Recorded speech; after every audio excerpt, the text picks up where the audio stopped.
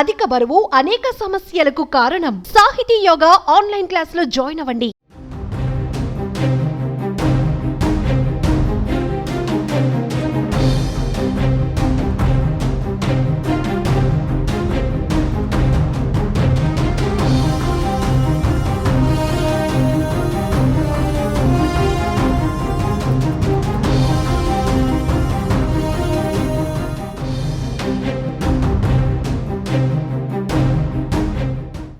YCP నేత మాజీ MP Gorantla Madhav arrest వ్యవహారం పెద్ద దుమారం రేపుతున్న వేళ మరో కీలక పరిణామం చోటు చేసుకుంది.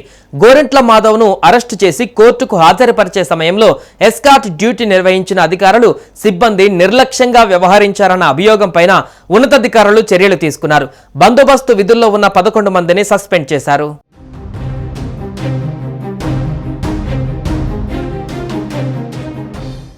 గోరంట్ల మాధవ్ అరెస్టు నాటి నుంచి గుంటూరు కోర్టుకు హాజరుపరిచే క్రమంలో గోరంట్ల మాధవ్ నిబంధనలు ఉల్లంఘించారని, విధి నిర్వహణలో పోలీసులు కూడా నిర్లక్ష్యంగా వ్యవహరించారని పెద్ద ఎత్తున ఆరోపణలు వెల్లువెత్తాయి.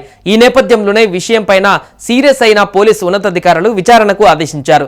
ఈ మేరకు విచారణ అధికారిగా గుంటూరు సౌత్ జోన్ డీఎస్పీ భానోదయను నియమించారు. గుంటూరు జీజీహెచ్లో వైద్య పరీక్షలకు తీసుకువెళ్లిన సమయంలో మాధవ్ ఫోన్లో మాట్లాడిన బందోబస్తు సిబ్బంది అభ్యంతరం చెప్పలేదు. మీడియా ముందు ప్రవేశపెట్టేందుకు ముసుగు వేసుకోవడానికి నిరాకరించడమే కాక తనకే ముసుగు వేస్తారా అంటూ పోలీసులపై మాధవ్ ఆగ్రహం వ్యక్తం చేశారు. కోర్టు వద్ద వాహనం నుంచి దిగి మాధవ్ నేరుగా న్యాయస్థానంలోకి వెళ్లిపోయారు. మాజీ ఎంపీతో పాటు మాజీ పోలీస్ అధికారి కావడం, ఆయన కూడా పోలీసులపై దురుసుగా ప్రవర్తించడంతో సిబ్బంది ఆయనను నిలువరించలేకపోయారని ఆరోపణలు వచ్చాయి.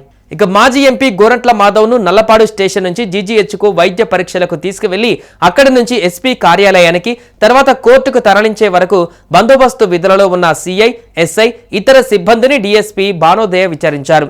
ఈ నివేదిక ఆధారంగా 11 మంది పోలీస్ సిబ్బంది పైన గుంటూరు రేంజ్ ఐజీ వేటు వేశారు. గోరంట్ల మాధవ్ అరెస్టులో నిర్లక్ష్యంగా ఉన్న 11 మంది పోలీసు అధికారులను సస్పెండ్ చేస్తూ ఉత్తర్వులిచ్చారు. సస్పెన్షన్ కు గురైన వారిలో ఒక సీఐ, 2 ఎస్ఐలు, 2 ఏఎస్ఐలు ఉన్నారు. అదేవిధంగా మరో హెడ్ కానిస్టేబుల్ తో పాటు 5 కానిస్టేబుల్ను సస్పెండ్ చేస్తూ ఉత్తర్వులు జారీ చేశారు. స్పెషల్ బ్రాంచ్ డీఎస్పీ సీతారామయ్యను బదిలీ చేశారు.